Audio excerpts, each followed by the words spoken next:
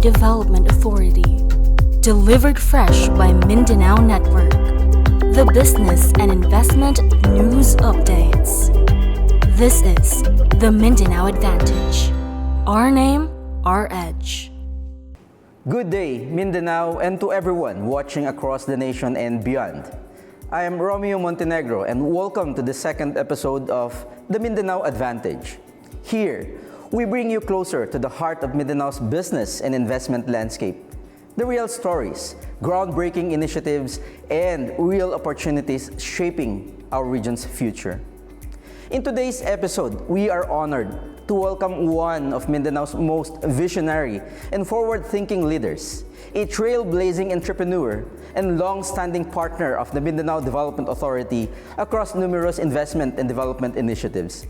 Please join me in welcoming Mr. Cary Lagdameo, President of the Real Estate and Construction Group of the Anflo Group of Companies.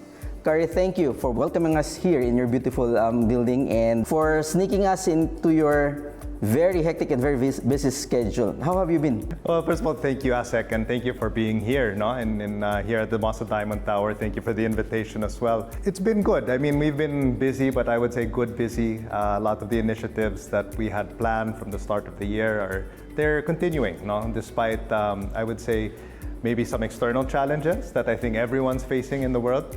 Pero tuloy-tuloy pa rin naman all of the things that we're doing on the industrial side, on the commercial side, office, even in our residential projects. So it's been a good 6 months so far of the year. Yeah, I've been following your social media page and it's really non-stop for the last several months. Cary, for today's episode, we dive into the industrial park. Sure.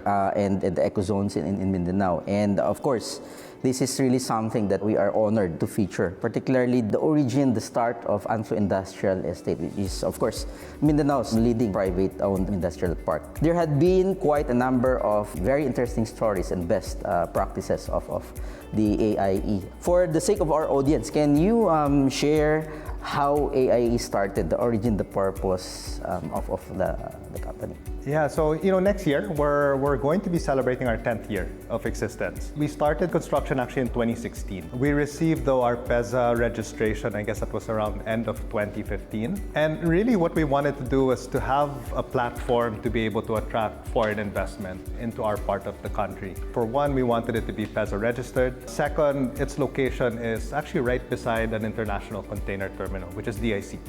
So that's an advantage that not a lot of industrial parks across the country have. If we look at the parks in Luzon, they're about an hour to 2 hours away from a good international port. In our case, it's literally only 5 minutes. And what we wanted to do was to be able to have factories and locators here in Mindanao that can, I guess, produce products that will go up the value chain of agribusiness. So rather than, say, companies just exporting fresh produce or fresh fruits, but why not process it? Why not process banana? Why not process rubber, coconut, and hopefully later on cacao, durian, so higher value products that can be exported. Basically, once you're inside the industrial park, you have all of the pieces that you need. Logistics is there, incentives are there. We are there as a developer, and we're also there to help hold your hand and navigate through the whole process of setting up a business here in Mindanao. So over the last 10 years, it's been growing slowly but surely, I would say, getting that one foreign locator at a time. And not just foreign locators, but even domestic ones as well. So today, we've already developed, I'd say about 80% of the 63 hectares. We have over 20 locators represented by 6 different nationalities. So it's been a good run so far, but we can still do so much more, Asek. Anflo Group has long been known for a long time in Mindanao in terms of developing homegrown projects in agriculture, logistics, property. But was the idea of developing industrial or establishing industrial park part of the long-term direction of the group from the beginning? I guess you could say that now. So it was really part of our real estate initiatives. And when we looked at our portfolio of properties or our land bank, we wanted to see what can we do with each of them. So it wasn't the plan for our real estate group was not, okay, build as many houses as you can or build as many condos as you can, but okay, we have this property, what can we do with it? What's the best use of that? And some of those happen to be for industrial use. And so that's kind of how it came about. On the business side naman, on what it can do for our group, it provides value also to our port, for instance. We also have a logistics company that can provide the service to the locator. So it still fits within the whole ecosystem, but it's a brand new business. I think probably what's most important there is that it's a benefit to all of these new factories or new investors that are coming in, making it easy for them to come into Mindanao because they know that all the components are there and they can work with a trusted developer and a group such as us. You now have a growing number of locators, international ones that are actually into big businesses. What key features do Anflo Industrial Estate have to make it a compelling site for them? One of the most important aspects is the access to raw materials. I think you and I know that, and a lot of the people here that are watching know that agriculture is still probably one of the most important industries here in Mindanao. No? Access to raw materials. In our case, we have locators that need rubber, that need coconut, that need banana, and hopefully some other agricultural produce. No? So everything is already located here in Mindanao. So I think that was first and foremost. Second was probably the location. Again, being located right beside an international port has a huge advantage.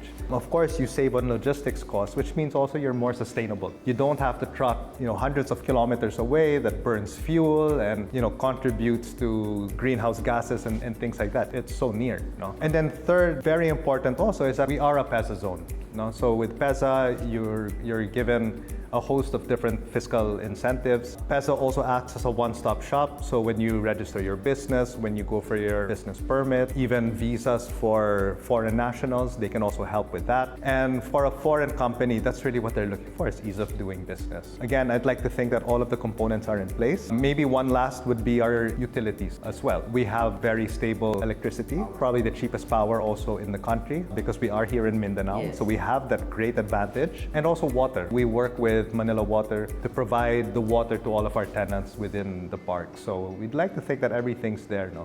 With 37 ecozones now operating in Mindanao and 17 in Davao, including yours, what do you think sets Mindanao apart in terms of investment readiness and long-term impact? One of the aspects I think that not really talked about enough is that we have an abundance of human capital here in Mindanao. So for instance, aside from our industrial park that's outside of Davao City, but here in this office park that we're in, which is also another PEZA zone, we have access to good human capital here in Davao City. Basically, the supply that they need to man their BPOs, their call centers, it's abundant here in Davao. Even for factory workers, the population here in the Davao region is very large. No? It's about 5 million people. There are many key cities just within the Davao region. So you not just have access to human capital, but these are educated workers as well. You have access to skilled labor as well. And to be honest, peace and order is very good here in this part of the country.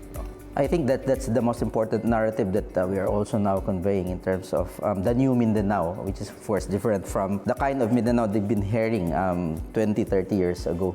But definitely these are the road to where you are now has not been paved by rose and honey. Definitely there were challenges and bottlenecks and gaps along the way.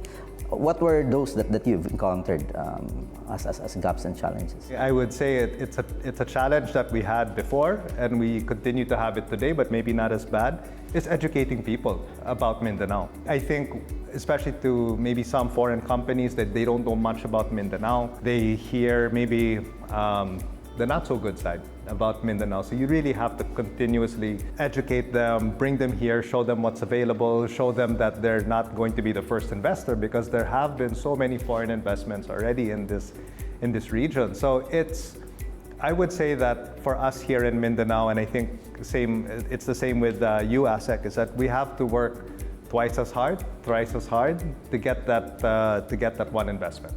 But when we do, then it's a huge win, right? And that win can lead to more of those investors coming in because then they'll see, okay, it's possible.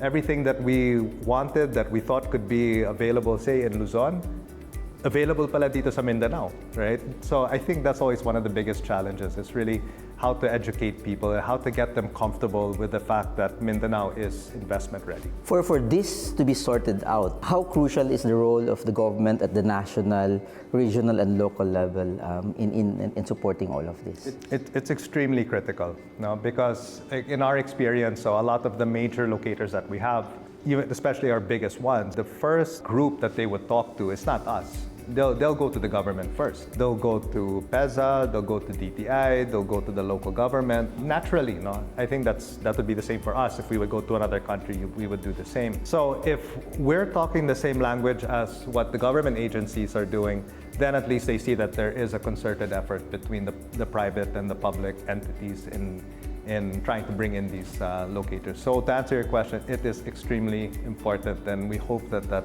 relationship can continue moving forward. I think I have a personal note to that. I recall about 10 years ago, Pacwell approached our office where we sort of became the first point of contact, and that eventually led them setting up shop at Anflo Industrial Estate. That's right. So they were, and thank you again for that referral. Pacwell was one of our early foreign investment, and it was our first Japanese investor. And when I say first Japanese investor, we were so happy that it's literally a company coming from Japan. So this is a company that was not already located in the Philippines. But when they came to the Philippines to look at opportunities, they decided on Mindanao, on Davao, and today they're still here. We hope that they continue to operate and to expand their operations. No? Cary, from the standpoint of the government, we always looked at how the projects, for instance, at AIE had been able to create an impact to the communities. So far, in terms of benefits, how has AIE and the projects therein able to support the communities or create an impact to the communities in terms of jobs and impact to the local communities as well? Just in your question, it's about employment. No? I think that's first and foremost. To date, we've been able to create, of course, through our locators hiring, close to 2,000 jobs already. And our estimate is that when the park is fully operational and all of the properties have been developed with factories, we can create up to 5,000 jobs just within the 63-hectare park. Just recently, we had a job fair that we plan to do on a regular basis, but I would say it was quite successful. We had about close to 600 applicants on that day, and there was about 150 that were hired on the spot. The plan is especially as we continue to bring in more locators, and we have 2 more locators that should be operational or operating by first quarter of next year, then we do another job fair which will aid in their employment requirement. Definitely one thing that it does, it brings in foreign direct investment into Mindanao. And when that happens, it creates this multiplier effect where you're not just providing a job to one person, but you're providing jobs to their families and livelihood to their families. So there's that huge multiplier effect. I think first and foremost, that's probably the biggest benefit that AIE has had to the community. Of course, we do other things like we join Brigada Escuela, for instance. We donate school equipment. We also help in building out their infrastructure. If they need areas cemented, fences built, we can also help with things like that. The establishment of industrial parks and ecozones carry with it the possibility of accelerating the transformation of the host communities, for instance. Panabo for quite a number of decades and the nearby surrounding municipalities had been Philippines' banana capital. Yes. Is it still accurate, or you're seeing now transformation of the area? Yeah, well, definitely banana is probably still the #1 driver of the economy of maybe not just Panabo, but other parts of Davao del Norte. And I think that will still be the biggest driver for many years to come. But as we know, the industry also does have its challenges as well. So we need other businesses to help support the community as well. And as we know, it's healthier to not just have I guess the term, a one-trick pony. You want to have different kinds of businesses producing different kinds of products. So rather than just export of fresh produce, we want also products that are higher up the value chain as well. That will have a multiplier effect as well on other businesses. What's next for Anflo Industrial Estate in the next 5-10 years? What innovations, expansions, and partnerships are we expecting? Well, hopefully we continue to attract more foreign investors. So like just for this year, The big signing we had was with a Thai company called Thai Cocoa. So it's a public company. They'll be producing coconut water and coconut milk. And again, it's a benefit that will redound down to the coconut farmers. It's something that we love, right? So we want to see more of that, so that whether you're a coconut farmer, a rubber farmer, hopefully durian, cacao, basically all of the different kinds of produce that are produced here in Mindanao, hopefully those farmers will have an avenue where they can really sell their products to. And hopefully in the next 5 to 10 years, we'll have basically the whole park, full and with factories operating. With that, we would also then like to focus on sustainability, providing cheap, clean power to all of our locators there. Hopefully it becomes also a model of how water can be preserved, recycled, made more efficient. Something also that we're looking at in the future is to really have just a network of all e-vehicles that are plying the routes inside the industrial park. We already have one e-vehicle, and hopefully we'll have more within the year. Yes, we want to bring in more factory tenants, but we also want them to be sustainable and to be green. Exciting future ahead indeed. Lastly, Cary, what message can you share to our local entrepreneurs, stakeholders, and even potential investors about the promise of Mindanao? Well, there's so much opportunity. I think when you look at how Mindanao has evolved over the last few decades, we've grown by leaps and bounds. Whereas many years ago, it was predominantly an agri-society. Now you have businesses that are in industry, you have businesses that are in services. The startup community here in Davao is probably as robust as ever, but that can continue to still grow as well. So I would say, don't stop what you're doing, especially if you're an SME. There are many businesses that you can also support, for instance. And we hope that the next innovation will really come from here, from Mindanao. And I'm sure there would be a lot of investors here that would be interested to invest in those SMEs as well.